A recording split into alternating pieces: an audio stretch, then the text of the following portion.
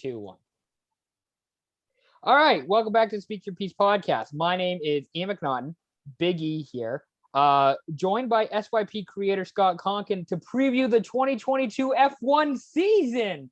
F1 season starts this week. No, I'm just kidding. We were trying to figure out how to do the intro for this, and we finally did it because Scott's going to talk about Formula One. But no, seriously, Scott, how's it going? What's happening, King? What's happening in my life? I can tell you I'm not watching F1 because I am no expert, but I admire those that are. Things are good. You're telling me that you are not getting up at what time is it this weekend? I think it's 6 a.m. 6 a.m. 6 a.m. on Sunday morning. No, 8 a.m. Sorry, race starts at 8 on Sunday in Bahrain. Sunday morning, I might be up at 8 a.m., but to go to work. So I probably won't be up to watch F1. Maybe we'll throw F1 on the TV at work. There you go. That's the baller move. What's something in the last week, Scott, that you're comfortable sharing on the podcast to talk about? And talking about, I'm going to the weekend concert in Vancouver, August 23rd. So go check that out. There are still tickets. There are still a lot of tickets available. I was shocked. I was expecting to get there 2 days late from when the tickets got released. Expected to be sold out. It's not the case. Tickets are going for as much as $2,000. Okay. And as little as $60. You know, it brings up the debate of because obviously BC Place is the biggest venue you can have in Vancouver, BC for a concert. Yep. I mean, he could also just do Rogers and just charge a higher ticket price and just have a sold out arena.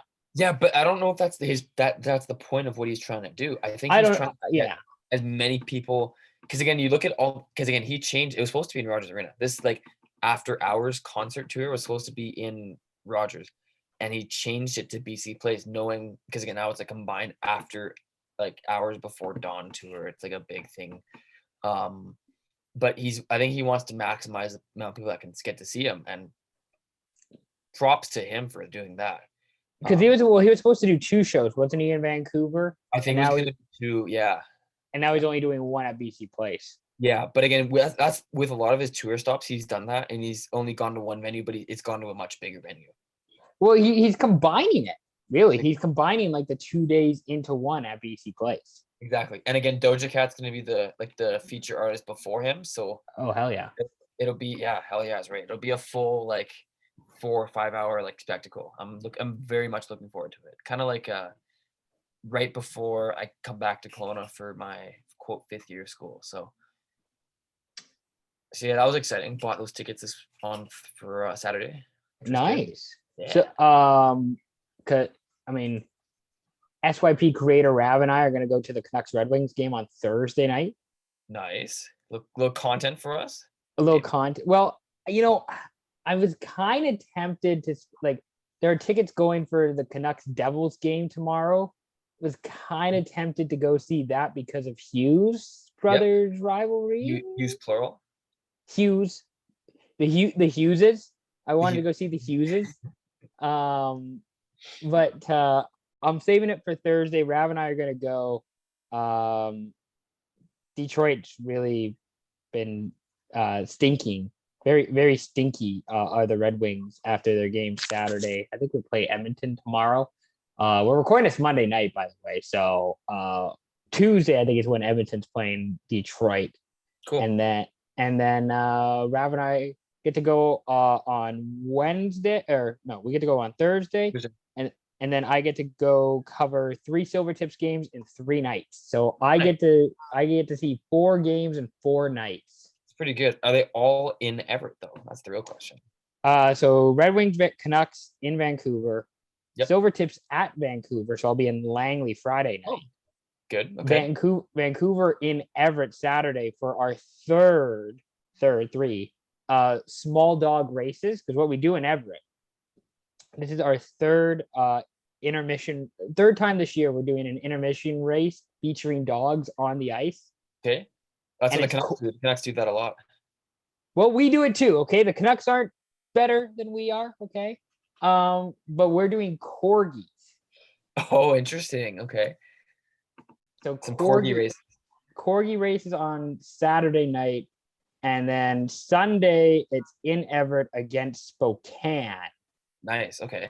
And it's our mascot mania, which means we will have a first intermission hockey game featuring local mascots. Gotta love it. And there is possibly an Ian McNaughton appearance coming in Mascot Mania. It's not confirmed yet, but I have, put myself out there. They said, would you be interested if needed? And I said, I'm happy to help wherever I can. I have my skates with me. I have my sticks with me. Not saying it's gonna happen, but oh, this is real. I cannot wait to see this. Well, the other thing too that I've been talking about, with the Silver Tips is we need like a staff hockey, because that would be great content. It's just like a staff, like a staff shinny on the ice or something, like a staff scrimmage. Oh, okay. Yeah, get me in. And I don't know how many people actually in our office have experience like playing hockey, like proper employee. Like, I don't know. I think I might be the only one who's actually got some real like organized hockey playing experience. Right. And I just want to dominate so much in a mascot game, in a shinny game. You should just play ball hockey with your colleagues and just rip them apart. No, I want to get on the ice. Like, I want to take the biggie like pond hockey experience from Christmas and transfer that to Everett. Oh, that would be great to see. That's what I'm wanting. Don't know that it's gonna happen, but there is the possibility of it happening. So including, I'll be going to 4 games in 4 nights this week. It's tough when you're a busy man like myself. It's tough when you're a wanted man like myself, when you got all these obligations. Nice. Question for you. I'm interested. So Bring it. Saturday. Yes. I don't think I have the shirt. I think it's in my dryer. I got a shirt. I found a shirt in my closet. I have no idea where I got it, but I found this shirt. It's got like a little sneaky turtleneck. Okay. And I think I don't know if I sent a photo of it to you. What are your thoughts on turtlenecks? Because I got a mixed reaction wearing that on Saturday night in Everett. Oh, I think I saw a picture in your story. I did see it. Thoughts on turtlenecks? This should be an Instagram poll question. It should be, but all I'm gonna say about it is if you can pull it off, you kind of know. Okay. If you can pull it off, pull it off. It requires the right outfit and the right kind of jacket over it. You're not gonna wear turtleneck in the summer. You look like an idiot. But in the summer, no. In the summer, no. And you can't wear it with shorts. That's also a big red flag. So yeah. I had my I had like my jacket, white shirt, turtleneck, nice, black pants. Hey, if you can pull it off, you can pull it off, right? So I think props to you for. I didn't actually get a proper. I mean, I have to see it in person, but I don't know. Would you wear a turtleneck? That's my question. No, it's not my style. It doesn't suit me. Okay. No. It's a little bit. I was gonna say. I think it's a little bit. Boomerish, if that makes sense. Like it's a little old school, the turtleneck. It's older. It's old school, yeah. But I think depending on who you are, and kind of again, I hate to stereotype it, but like certain body builds wear it better than others. If that makes sense. Like, some people are kind of built for it, some people aren't. I'm not. Some people are. So. Well, I think you would be able to pull it off. Not the way I would think. Okay. Or expect, but thanks. I appreciate that. I appreciate the hype, but I don't think I could do it. Well, speaking of Formula One, I don't know if you know, but the new season of Drive to Survive came out. On Netflix. I haven't got through it yet, but I think I'm about like 2 or 3 episodes away. And I don't know if you know who George Russell is. Doesn't ring a bell. Okay. I had the realization while watching Drive to Survive of how similar you are to George Russell. Picture this guy. Yes, pull him. Google search him. Very nice personality. Good looking guy. Thanks, man. You know, great hair. Oh, okay. Like kind of. Well, like not kind of looks like me. I get like that's what I was kind of like. There's a couple of like shots in the movie of him like going out with like nice jackets and having like some nice clothes. Okay. It's like Scott would wear that. Like that's something Scott would wear. Okay. And it's and I'm thinking now like that's who George Russell reminds me of is my friend Scott Konkin. That's a he's also George Russell also in really good shape. Like that dude's got like a 12-pack, I'm pretty sure, is what George Russell has. There you go. That's so, I gotta live up to some expectations now. Damn. Well, the other Formula One comp I have is that Armin, SYP creator guy Armin. I think he kind of looks like Max Verstappen. I've made that comp a couple of times. Max Verstappen. I think so. But you need the right angle. Yeah, we've had this conversation before. Like maybe a little bit. A little bit. Like you need the right angle with him too, right? Yeah, it's all about the angles. And Verstappen has longer hair than Armin does, and it's it's not always. Armin had long hair for a long time. Did he? I can't remember. He had some wicked flow in grade 11. I can't remember that far back. I always just assume like I always just think of Armin with like gelled hair to the side. That's what I. Yes, that's what he's known for now, and that's what a lot of pictures of Max Verstappen look like. But he had some flow back in his heyday, back in his prime in grade 11. So I was gonna say, Armin kind of reminds me of Max Verstappen. You kind of remind me of George Russell. Maybe that's going to be my new thing, is like comparing all my friends to Formula One drivers. The F1 driver. Yeah, that could be fun SYP game show. That could be a good podcast segment. Yeah, could be. Okay. Let's talk about some real news, some real stuff that happened. Heritage Classic was on Sunday, an outdoor game, which apparently the Buffalo Sabres were the home team in for some reason. I think Hamilton's it's close, but is Buffalo geographically closer to Hamilton than Toronto? That's the real question. Isn't Hamilton technically in the greater Toronto area? Well, yes. I guess that's more of an answer for somebody from Toronto or Hamilton to answer. Yeah, I think Hamilton's closer to Toronto. I think you're right. I think you are right about that. So that game was played at Tim Hortons Field. The Leafs stunk. I think the final score is 5-2. Michael Bunting got tossed out.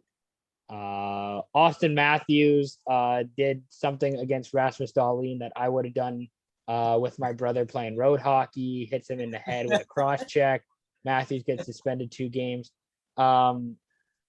Here's the thing. I know all these people are critical about fighting in hockey and violence and all this sort of stuff.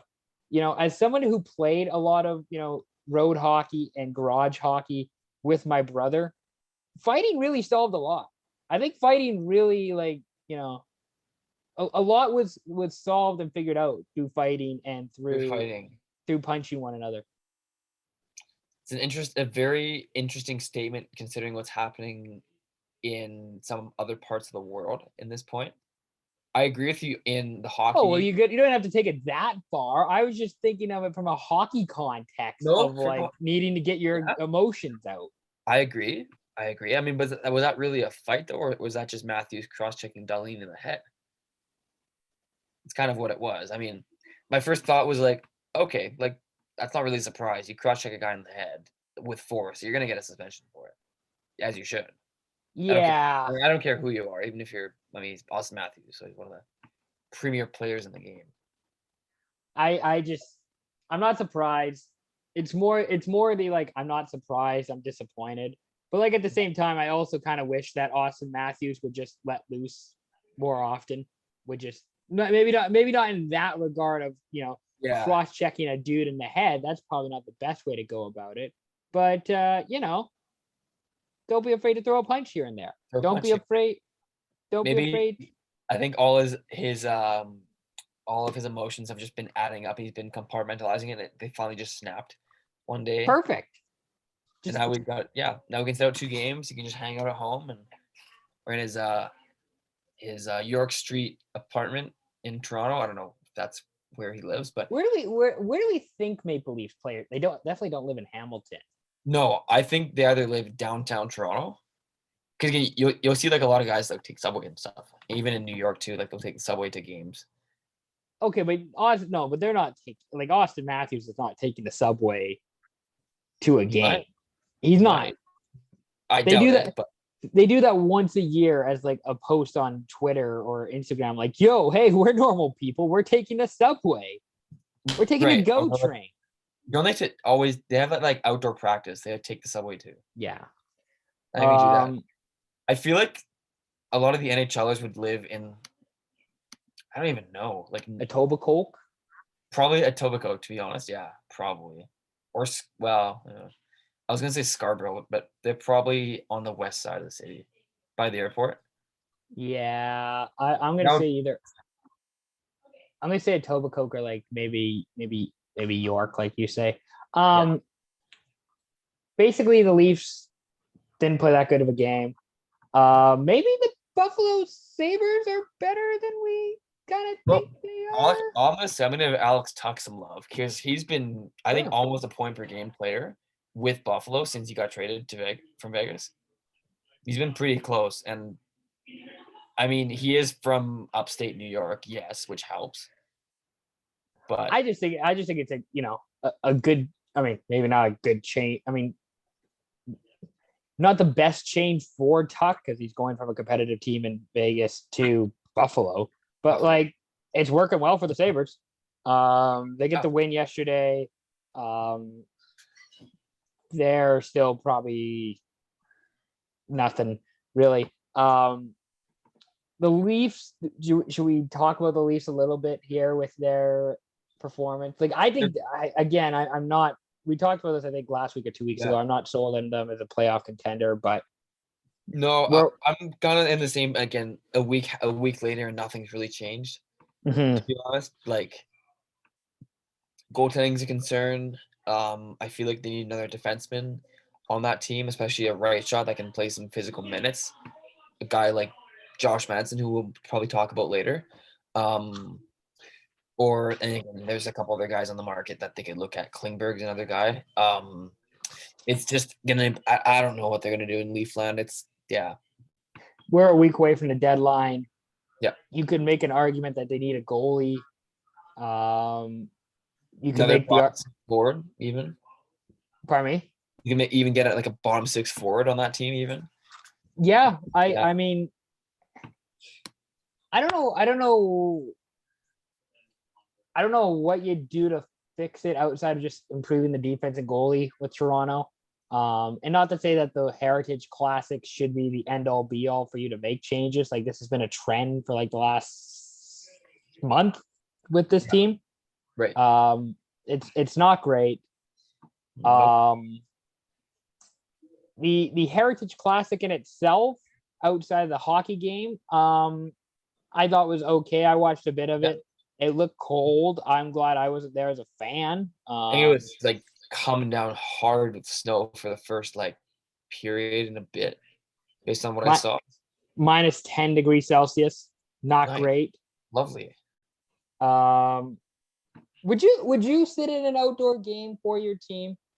Yes, because it'll be in Southern California, and I'll be wearing shorts and a t-shirt. So I should have rephrased that better. Would you spend like 4 hours outdoors in the cold, watching your team play in an outdoor game if your team played?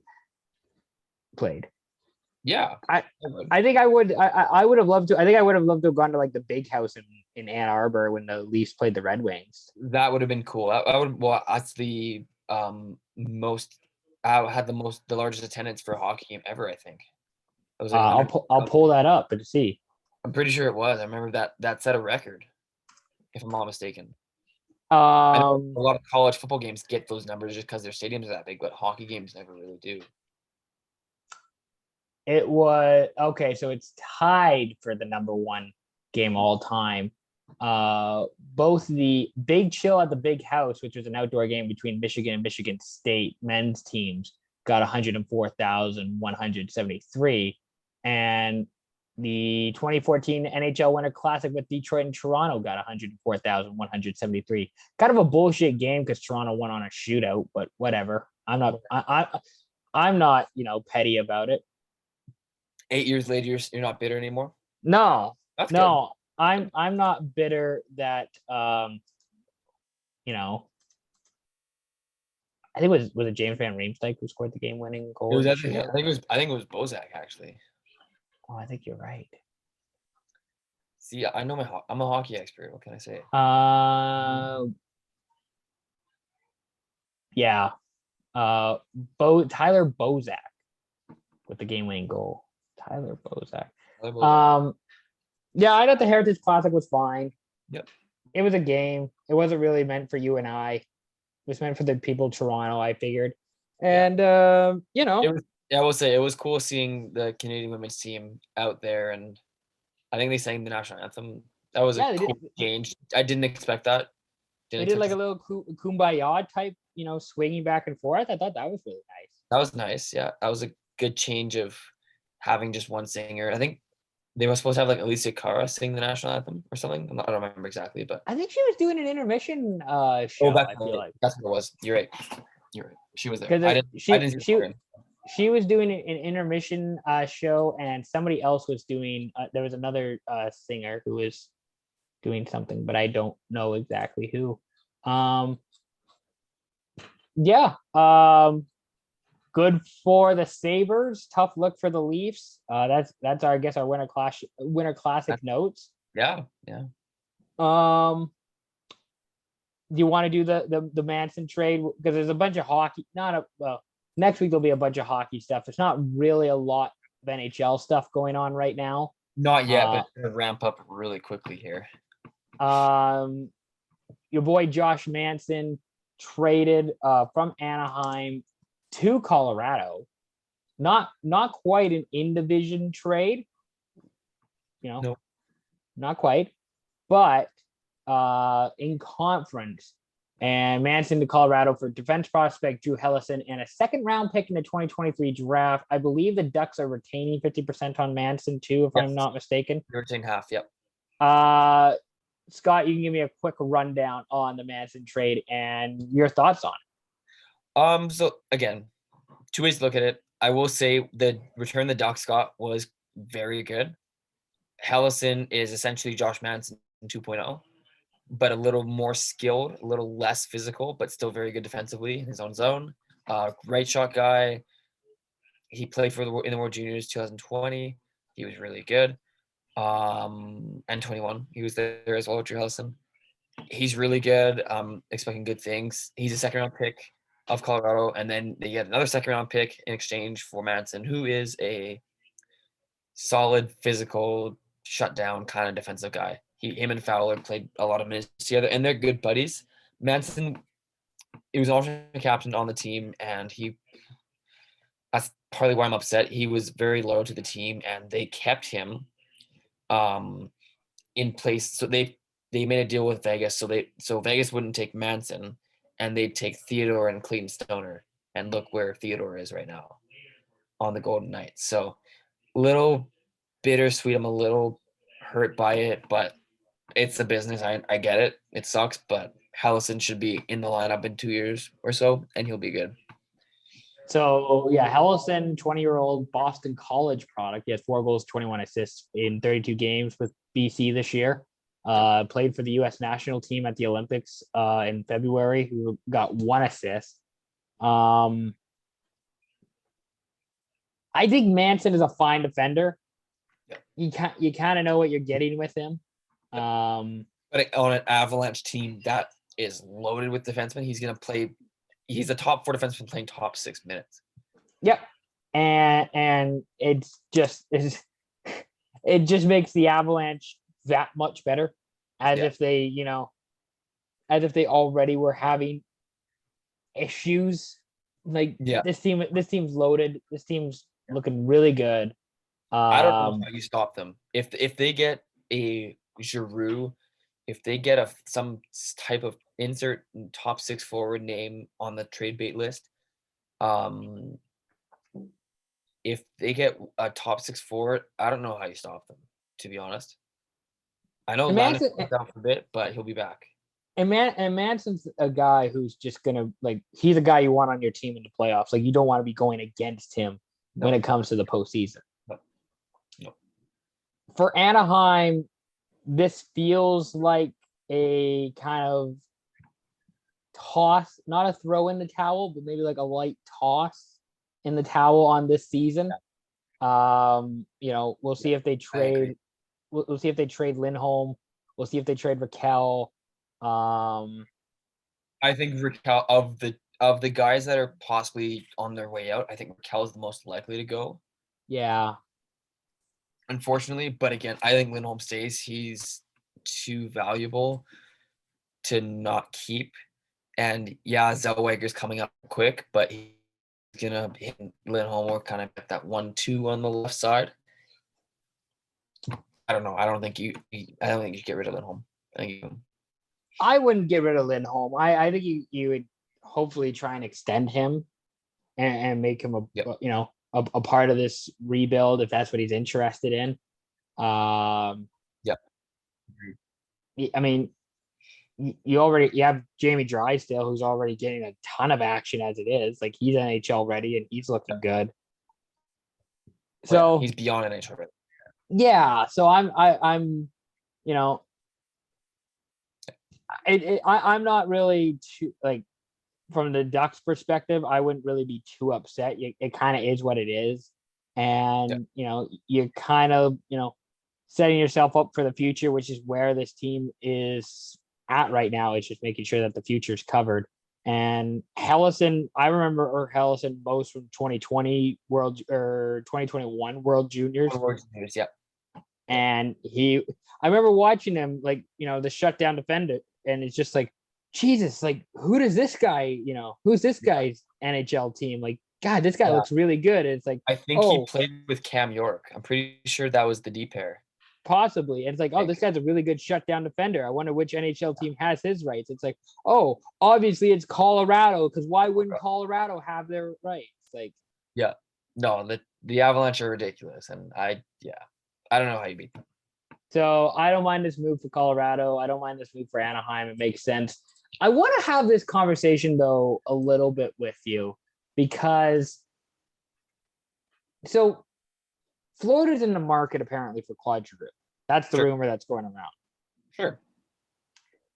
If I'm the Florida Panthers, I don't think I'm moving Owen Tippett for a deal with Claude Giroux. Why not?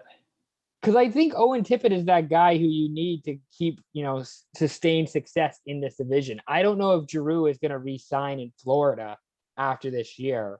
And even if so, he's got to take a discount so he can, play with Barkov, I guess, is who like. Yeah, I guess you could. Well, again, the thing with the Giroux is that he's very unique. He can play all 3 forward spots. So that's what makes him so effective in Florida. And maybe he'll like being in Florida. I don't know. Barkov, Huberdeau, Ekblad, they got a great core there. Plus with Knight, Bobrovsky, whoever's playing in net, doesn't really matter, to be honest. They're both really good. It's interesting to see what's gonna happen. I don't know. Because I don't know. I like Owen Tippett. And I know this is a really tough forward group to crack. Like, even just look at the bottom 6, like, for Owen Tippett just to try and get in. Like, the third line for the Panthers, Mason Marchman. Yeah. E2 Lusteraren, and I didn't get that name right, but he's a really good center. Sam Reinhart. Yeah. Like, again, other than outside of Reinhart, those 2 are relative no names, but you watch them play. they're just so. Oh, it's like whether it's the Joel Quenneville system that was implemented before he got released, or whatever it is, but they're just so damn good. I know, and that's kind of what I'm wondering with like Owen Tippett. Like, I just feel like, with how the NHL is too, it just like having to under a salary cap where you can't pay everybody, and if you're gonna trade for Giroux, you're probably gonna have to try and re-sign him in the off season, and he's probably not going to come for a cheap figure. That's kind of what I like Owen Tippett with, instead of trading him and some other draft picks for Giroux if you're Florida. But that's just me. Sure. And But again, here's this whole debate, and I think this is a good conversation to have, is that and we've talked about this at length before, again, a guy like Giroux hasn't won a cup. And if he thinks he can win a cup in Florida, I can almost guarantee he'll take less money to win a Stanley Cup. I can almost guarantee that. Again, you look at Colorado, McKinnon's making what, $6.5 million? Yeah. Which is a joke compared to what he should make well over 10. The amount of value he brings to that Avalanche team. And again, you look at all the guys in Colorado, they've all taken less money because they think they can win together as a group. And I think Florida should start doing the same thing. I think Barkov might make 9.5. That's it. I don't think anyone on the team. So Barkov's making 10. So Barkov's making 10 of an extension starting next year.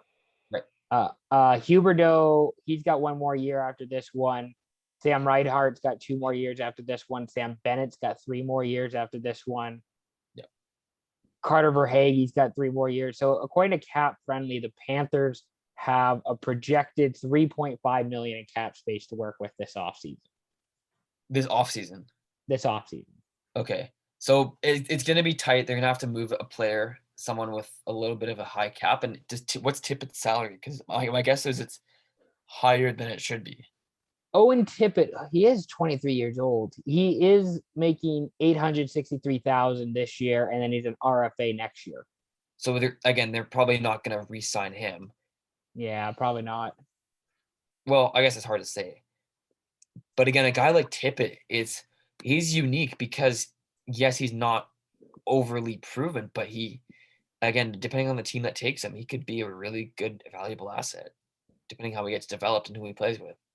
You know who the Florida Panthers do have in their system that is tearing it up this year is Justin Sorty, former Vancouver Giants prospect, now with Edmonton.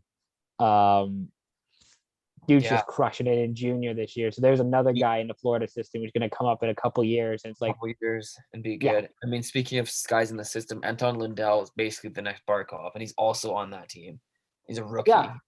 First year of his rookie contract. The Panthers are nuts too.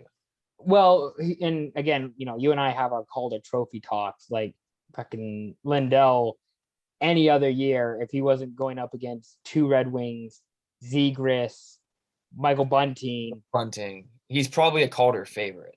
Yeah, if it's not for an exceptional year of rookies.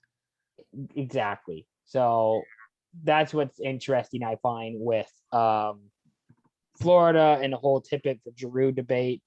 I don't know. I just like Owen Tippett. I think he's somebody who, in the next few years, if you want to keep having sustained success, he's a good, cheaper, more affordable option than what Giroux would provide. But you get more top-end talent with Giroux than you would with Owen Tippett. So, and again, Giroux with the right players is a game breaker, and he has playoff experience. I think that's something that Tippett doesn't have, and that Florida might see as very valuable, especially because Florida hasn't really made any deep playoff runs in their.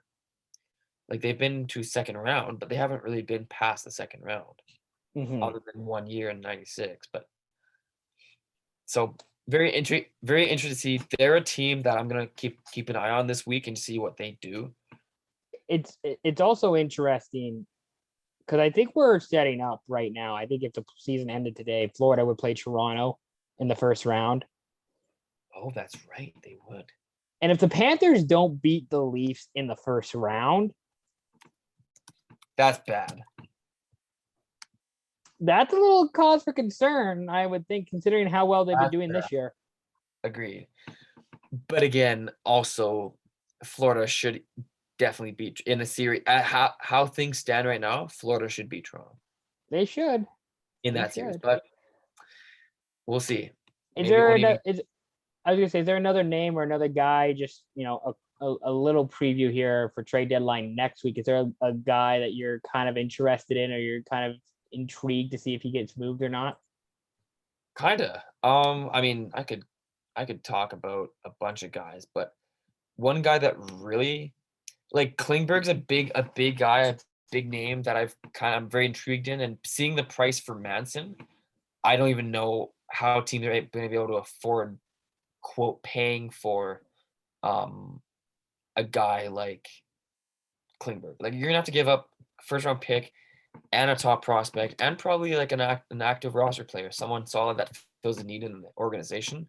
Mm-hmm. And I don't know many teams that actually have that, to be honest. Well, and then at the same time,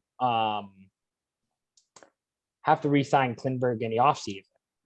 Yeah, exactly, because it's his last year. So like, there's only a few teams that could actually, like the Red Wings, for example. I'm sure, like, would have what Dallas is looking for, and like a first round pick, prospect, player, and Detroit's just not going to do that.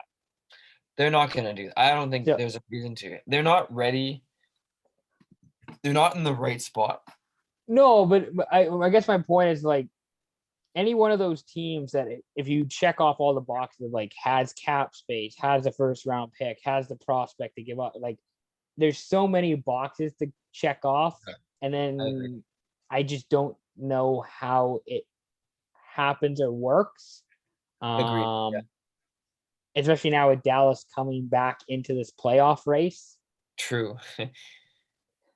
I mean, but like they talk about him going to Toronto, for example, right? Sure. And I mean, I don't think he's the defenseman that they need. I agree. He's not. I think they need like people I was talking to someone a couple days ago about Chychrun going to the Leafs. I almost like that more. But the thing, he's not. Again, it's not the same. Like, that's not what the Leafs need. No, well, he's better than Klingberg, but in terms of sure, but I guess what I'm saying is, like, if I'm Toronto, like, I'm looking for almost like a Chara type D guy who is just going to kick your ass for 20 minutes a night. And Chara's Chara's like 20, like he's not playing 20 minutes a night, and he's obviously not the same player that he was like 2 or 3 years ago. But a defender like that, of like, I'm gonna kick your ass and you're gonna feel it the next day. Yeah, like Manson would have been great in Toronto. Yeah, well, I'm just looking at this trade list now. Justin Braun, Colin Miller. There's a lot of defensemen in this on the trade bait board that are very intriguing options. You could even say like Ristolainen, and he's more an offensive guy, but can we talk about that contract, by the way, that extension? Oh, which one? The Ristolainen contract? Yes. Oh, he's terrible. I mean, the Flyers are just a joke this year, but you said like you were like excited for that trade because you thought like it would actually be a good trade for the Flyers. I thought Ristolainen just needed out of Buffalo and he'd be good. Oh, and was I so wrong? Yeah, I mean, like somebody like Mark Giordano, I think would be like a good fit for the Leafs. I think he's going back to Calgary. I don't think so. I agree. You don't think so? No. I think he's going to. I don't. He's going somewhere. He's going to a contender. Mark Giordano is going to a contender. I just don't know which one. Which one? I would Colorado. Colorado would be a great fit for Giordano if they didn't do the. Yeah, but they don't need him anymore. They got Manson. No, that's what I'm saying. Like, if it wasn't for the Manson deal, they could have. Agreed. Yeah, he'd be a good fit. He'd be like a good mentor to Byram and Makar even a little bit. Yeah, and I mean, like, that's who I think like would be a good fit in Toronto. Yeah. Brett Kulak could go to Toronto. I feel like that would be like a guy who's like, affordable. But again, in division though, that's the thing. That's the biggest issue. Yeah. Even like Ben Sherratt, I could almost see going to the But Leafs. but here's the thing. This is what I love about like the discourse of like people saying like, you know, Ben Sherratt's worth a first round pick. It's like, is he? And But somebody's trying to that's the price for a defenseman though. That's for Ben Sherratt. If I'm the Leafs, I think I'd rather just have my decor and just have my guys instead of paying a first round. Again, you look at the price that the Avalanche paid for Manson. They basically paid 2 second-round picks for Manson. And if he's like the kind of the guide, Sherratt's going to probably be similar, if not a bit, maybe a bit less. So again, that would be a single first-round pick for Sherratt straight up. Right? I would think so. I couldn't do that. Because again, I'm just looking at the trade bait board, and I know here's the thing. I know, like, if you haven't been watching the Red Wings and you see Nick Leddy on there, you might talk yourself into a little Nick Leddy, and it's like, please talk yourself into Nick Leddy. I would love to hear you guys talk about Nick Leddy. Take him off the wings, yeah, of course.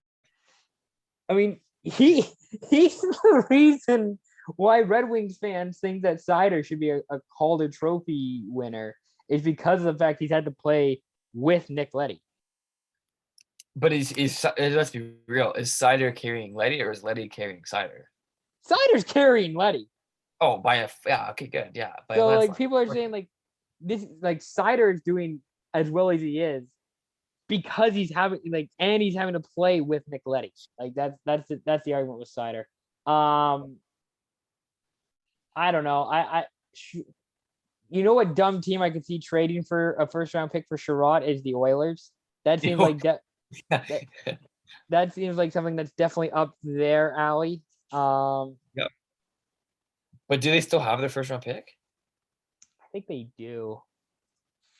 I think they do. Did the Sharks not get it? No, Kane was for a second or third round pick. No, Kane got released. Oh, that's right. You're right. And then the Oilers signed him. Yeah, right. You're right. Yeah, so the Oilers have their next 3 first round picks, and Ben Sherratt's there. There you go. So maybe the Oilers will get, but the Oilers need a goalie though. They don't need to. Well, actually, they need everything. But the Oilers need everything outside of like top 6 forwards. Yes, agreed. Top 6 centers. They could use. Actually, no, their winger situation's fine now. But so, anyways, Colin Miller is a guy I wouldn't mind taking a run on. That's a lot of money though. I know. Miller. That's what I'm worried about. That is a lot of money for that guy. Colin Miller. Like, I'd almost, because Justin Braun is no Colin Miller, yes, but for just under $2 million, I would rather have Justin Braun over Colin Miller. Probably. That's probably fair. He's someone like the Leafs, like it would be a decent fit with the Leafs too, I feel like. Agreed. He could play with like Riley or, well, okay, Muzzin's hurt now, but yeah, but Muzzin. Yeah. He could carry Justin Hall. I think Justin Hall would carry him, to be honest. Anyways, enough about the Leafs. We talk about the Leafs too much on this podcast. Well, I know. I'm sorry. It's okay. Neither of us are Leafs fans. We need to get Shmuel on here for a Leafs. Well, the problem is that we talk too much Leafs, Oilers, Canucks.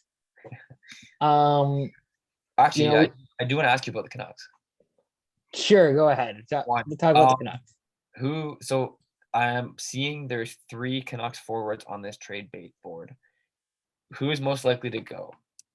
Besser, Miller, or Garland? So I'm hearing that Besser is apparently the most likely guy to go. Okay. Again, I think we've talked about this. I wouldn't trade any of those guys. But it sounds like Brock, it sounds like Brock Besser's the guy. Prince Charming is going to be the guy out if they decide to make a move. I don't know. I don't know who, like, they talk about Besser going to like New Jersey. I don't see that. That's not a fit. I don't see. And I don't think it makes sense for either one of the teams. Nope. So I mean, let's be real though. The return for Brock Besser would be very high. It's hard to find. Would it? I feel like Besser is one of those guys that's like more valuable to Vancouver than anybody else, if that makes sense. Yeah, but again, I've used it for Miller too. Sure, but I've said this example on the podcast before. Big E going into baseball here. Remember Michael Saunders, outfielder for the Manners? Yeah. They didn't want to, nobody wanted to trade him because of the fact that he was like a prospect that they recruited, and they found out of Victoria, and he was like an outfielder. He could, play defense. He was a good enough hitter. Like, we can't get rid of this guy, but he was never good enough. Right. And they got rid of him like way too late and sent him to Toronto. And it's because because of all the work that we put in as a team to find this guy, we can't get rid of him. Yeah. When it's like, nah, you can just get rid of him. It's fine. You can just move on from him. Right. Brock Besser is obviously better than Michael Saunders was as a baseball player. Sure. But I think that's kind of the thing with Vancouver, where it's like Besser is more valuable to the Canucks than anybody else in the league. So that's why I think that's why they're going to rate him higher, and they're going to, ask a lot for him because they think of him so highly. Sure. But again, a lot of teams will do that. I think Besser, it's hard to find guys that can shoot the puck like Besser, to be honest.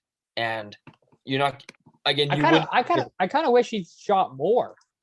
Oh, I agree. His rookie year was unbelievable, and he hasn't been able to replicate it since. But yeah, Besser's a heck of a shooter, and I just don't know if, well, I shouldn't say that the Canucks don't put him in the right spots, because they do. He's on the power play, but I just don't know if he's being used correctly, and I think a change of scenery might actually help him as a player. He has taken 152 shots in 54 games, so he's taking like 3 shots a game. How many of those shots go in the net? He's got an 11.2 shooting percentage this year. That's pretty low. Which is actually it's lower for every season every full season he's had, except 2019-20. Interesting. So he shot 16% last year in 2020-21. Right. He shot 16% in 2017-2018. Yep. Shot 16% in 9 games in 2017. He shot 12% in 18-19. Okay. I don't know. I just feel like he's a good player. Yeah, he is. He should be shooting the puck more than 3 times a game. Agreed. It should be at least 4 or 5. Yeah. And I don't know. I mean, 18 minutes of ice time sounds about right for him. Yeah. Miller, I feel like, would probably be the most valuable player because he does have the versatility, kind of like Elias Lindholm. I absolutely agree. You can almost make an argument for, outside of Chychrun, Miller's the most valuable player on this trade bait list.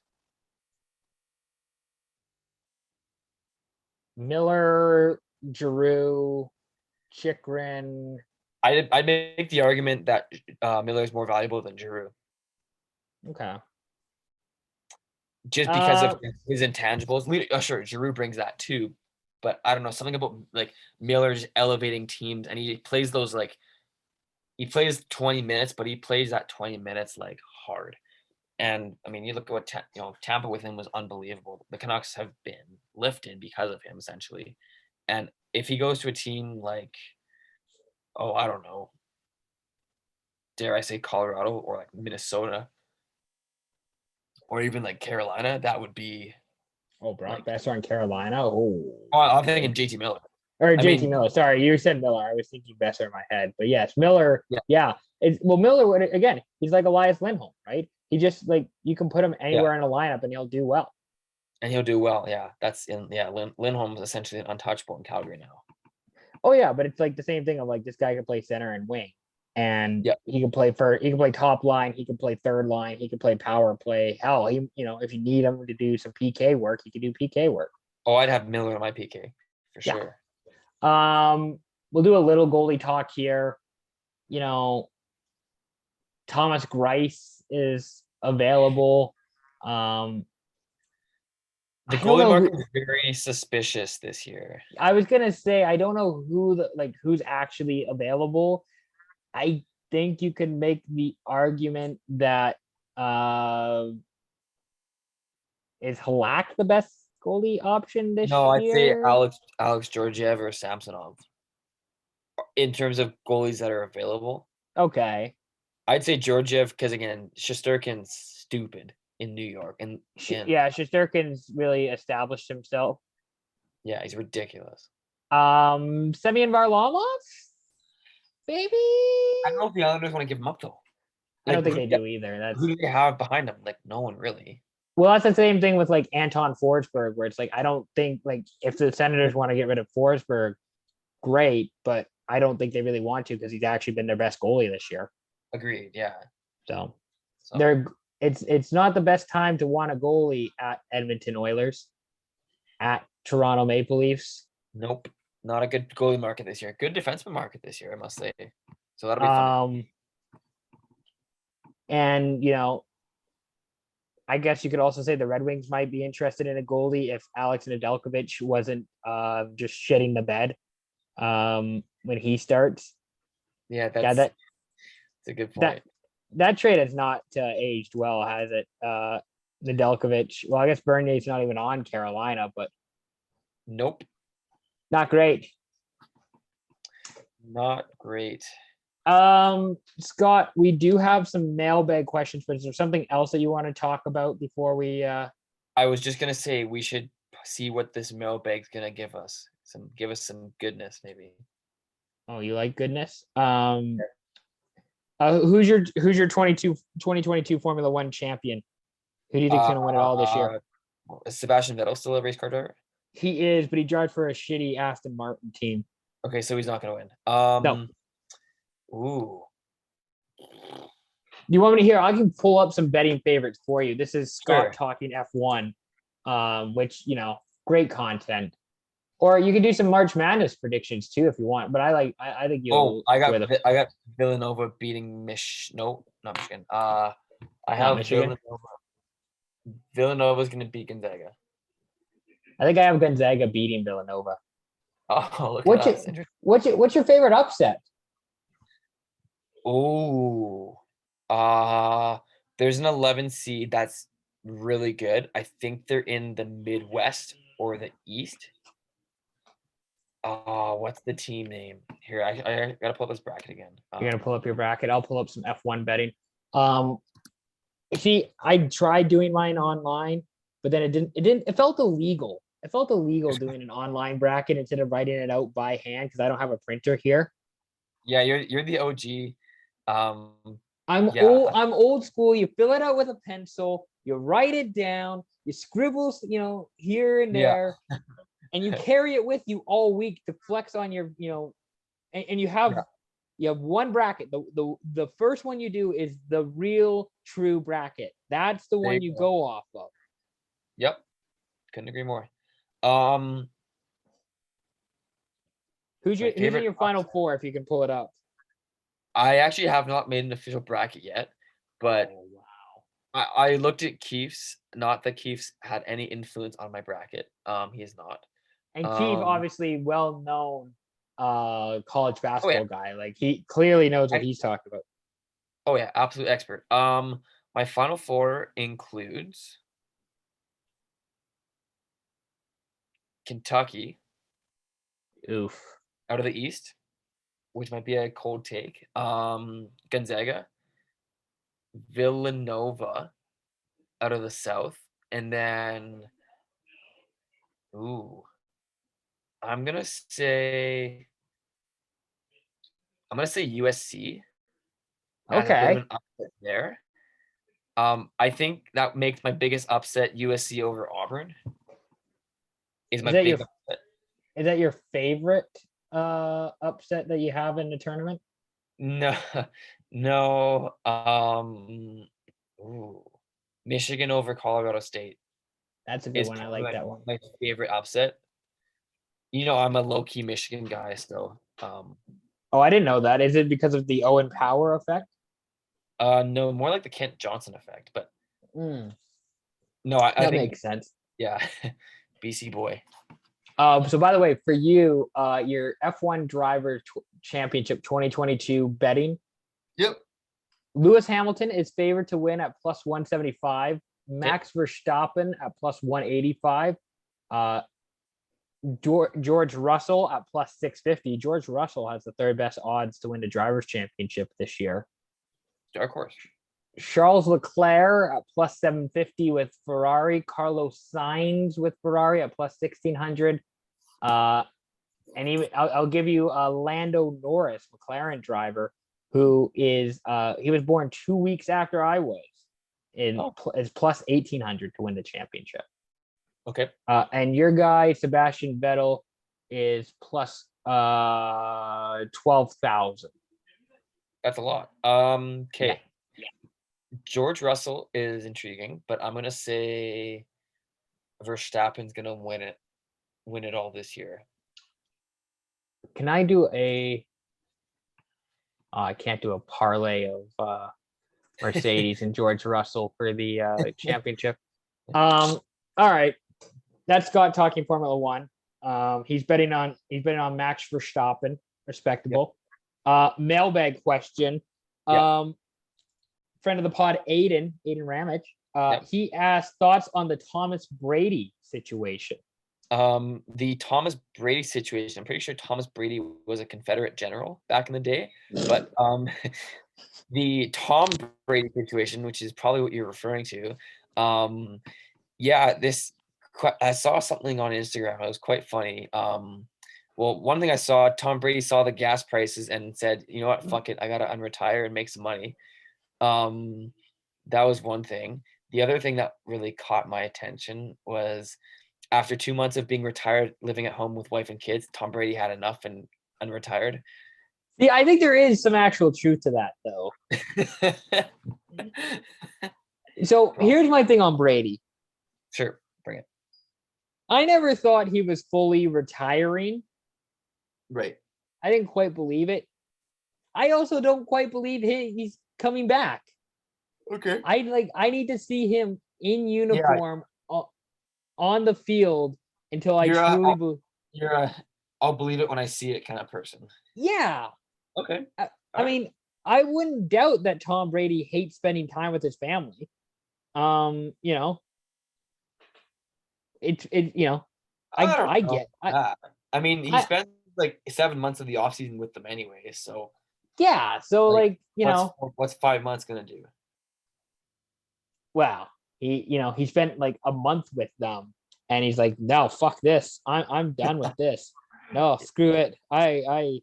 You kids suck. You're just on iPads all day. You don't go outside.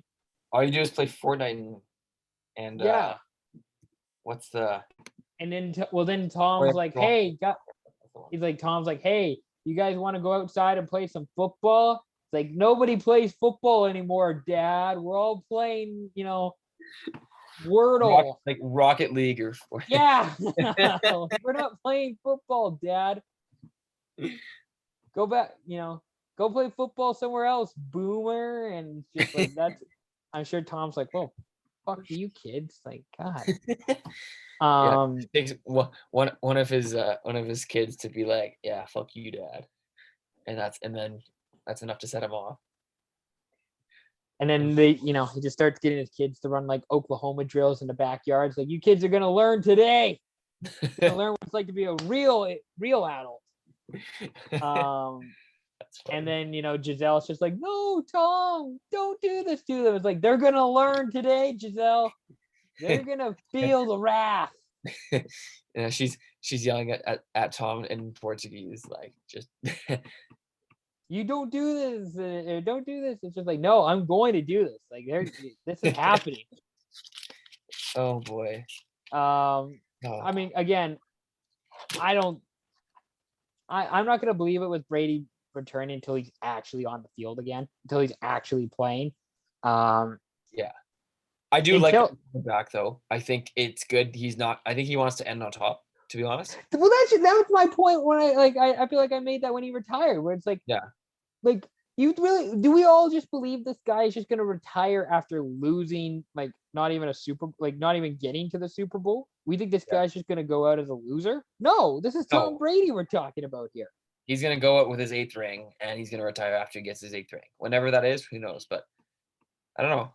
We'll see. Do you think Gronk's back too? If that's the case, probably. Yeah. Probably. What's Gronk going to do? Go back to WWE? He might. Gonna go back to just hanging with Camille, probably going partying and drinking with his supermodel wife. So it's not bad. Does Gronk have a supermodel wife? Have you not seen Camille Kostek? I don't recognize that name, dude. Oh, you have some scrolling on Instagram to do, buddy. She's good looking. I guess I do. I'll play that for free. Is she the blonde? Yes. Is she Portuguese? No. No. Well, Giselle's Brazilian, but she speaks Portuguese. Oh, that's right. I'm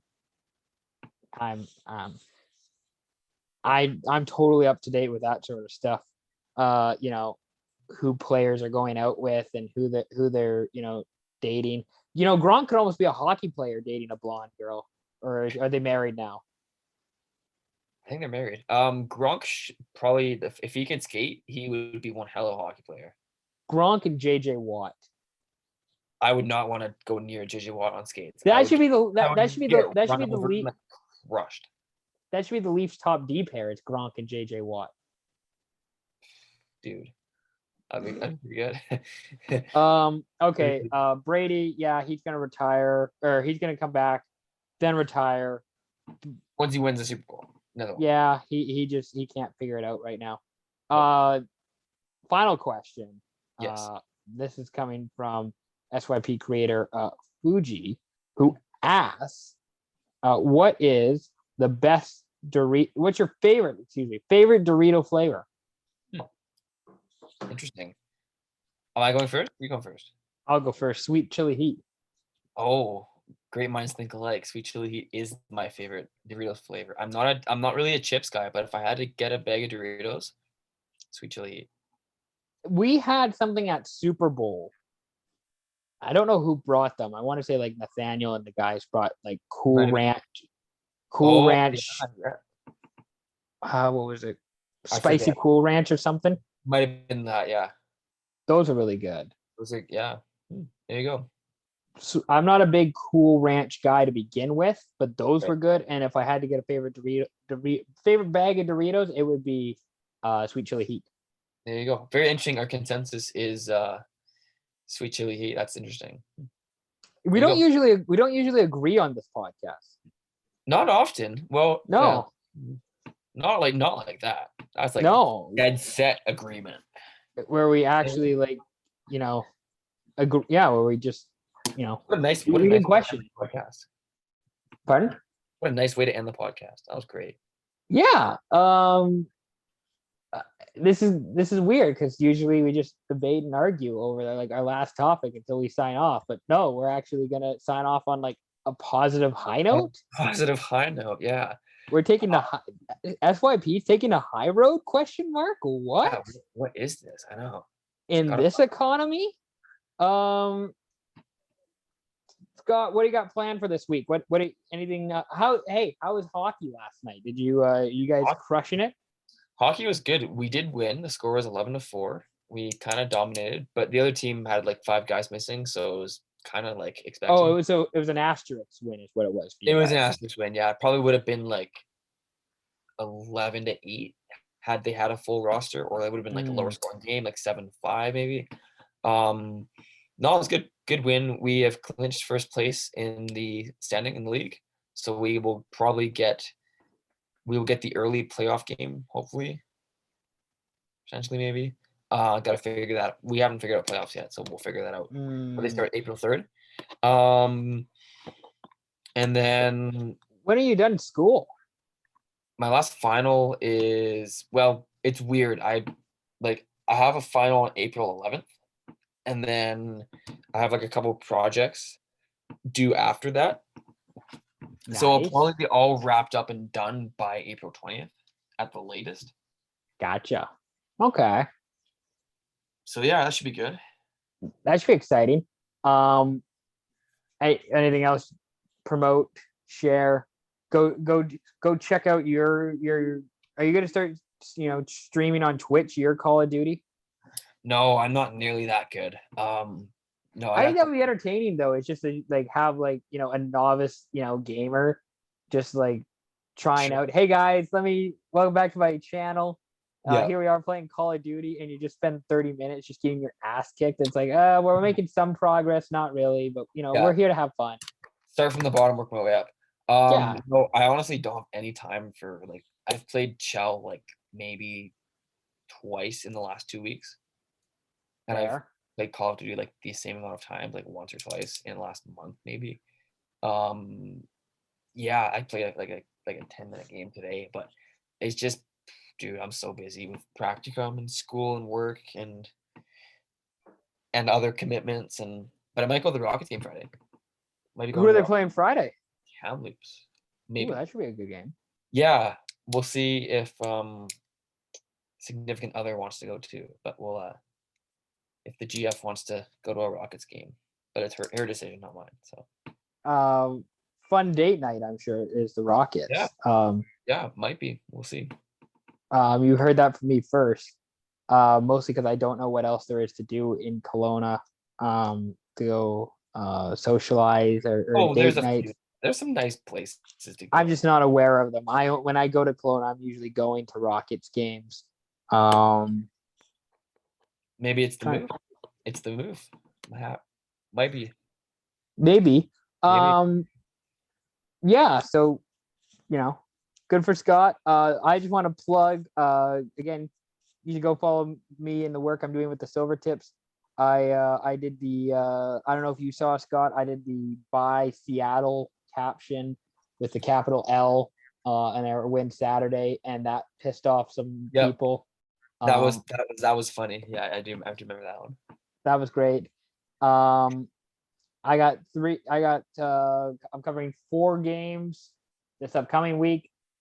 I'm almost done school. I think my semester ends April 5th, I think. That's not bad. That's pretty early.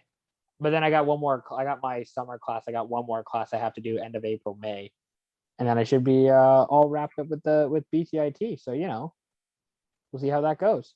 There you go, man. Good stuff. We'll do more SYP stuff then, hopefully, so I can be more consistent than just a podcast a week. Thank you very much for listening. Thank you to Scott for taking the time to be here. It's greatly appreciated. I think we'll do trade deadline talk next week, possibly. Definitely. Oh yeah, it'll be right. It'll be fresh in our memory. So I think trade deadline talk will be good. So check us out next week when we pod. Check us out, Rav and I, Thursday, doing content for the Canucks Red Wings game. And thank you very much. Listen to us on Spotify, Apple Podcasts. Subscribe to the YouTube channel. You know the drill. You know what to do. I don't tell you. So we'll be back again soon. Peace out.